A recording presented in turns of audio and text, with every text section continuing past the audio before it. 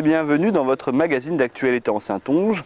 En ce début de printemps, une nouvelle maison d'édition vient de voir le jour.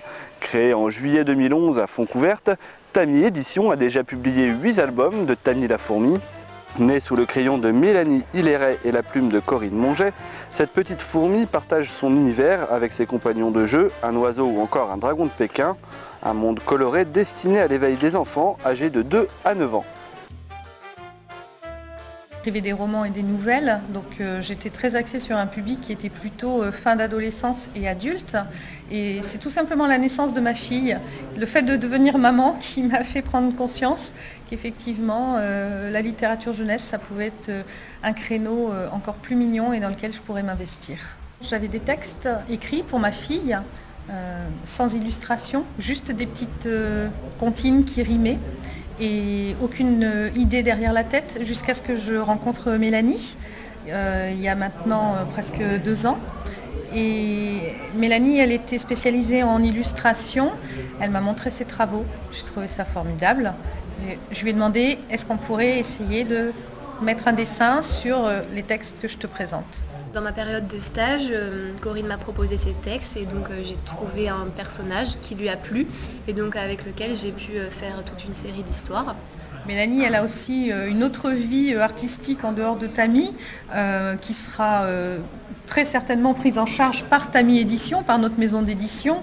Mais effectivement, Mélanie, elle va avoir besoin d'aller encore plus loin et de se renouveler et de se chercher et d'aboutir tout plein de projets qu'elle a encore en tête.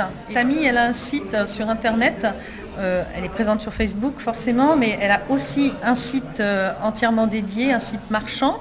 Nous allons être présents à différents salons. Donc le 8 avril, il y a le salon de Pont auquel nous serons. Ensuite, au mois de septembre, il y a un autre salon à Pont, nous serons aussi présentes. Ensuite, nous avons été invités au salon de La Rochelle au mois de décembre.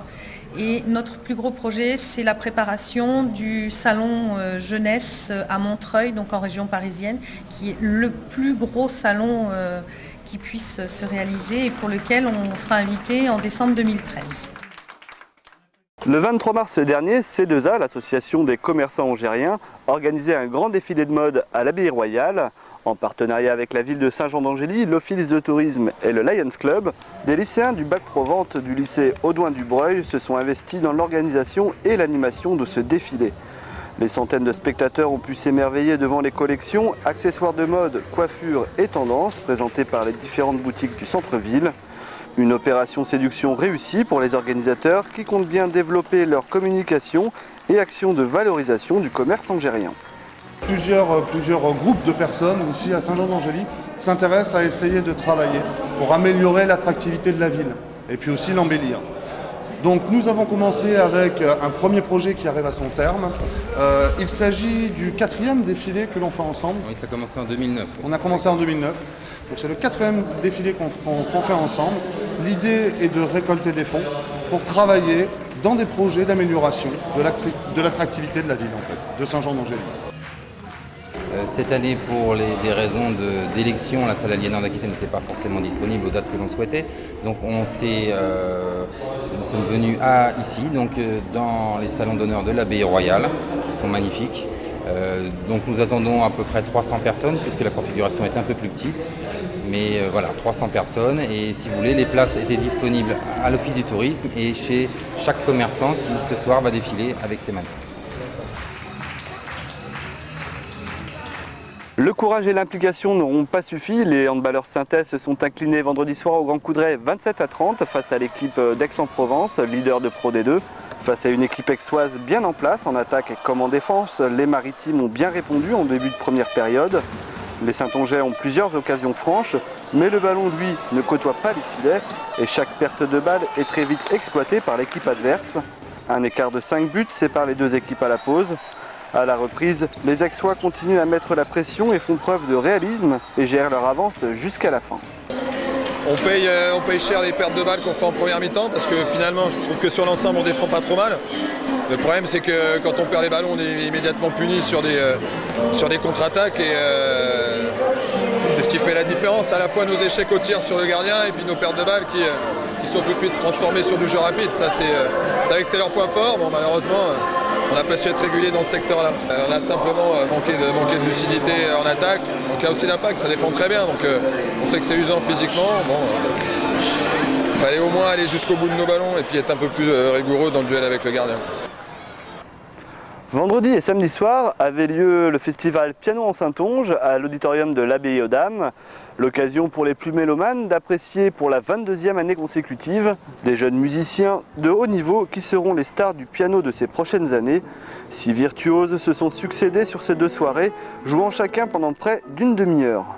Les gens viennent ici au concert d'une manière tout à fait naturelle. Ils savent que ça n'est pas nécessairement une réunion qui se veut être un rendez-vous chic. Non, c'est pas du tout ça l'esprit. L'esprit, c'est que c'est ouvert absolument à tout le monde, mais que tout le monde y trouvera son compte.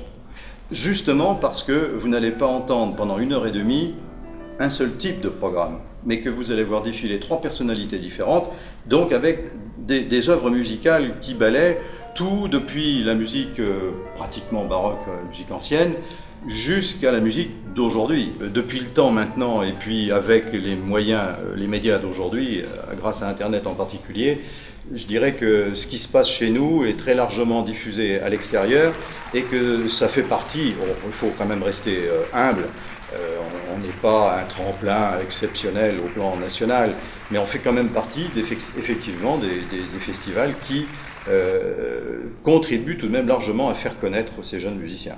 C'est le but, c'est à la fois de faire plaisir au public, de lui donner le goût de la découverte, encore une fois d'une manière un petit peu en avant-première, hein, et en même temps, eux, de contribuer à augmenter encore un peu, à accélérer si faire se peut, leur démarrage de carrière.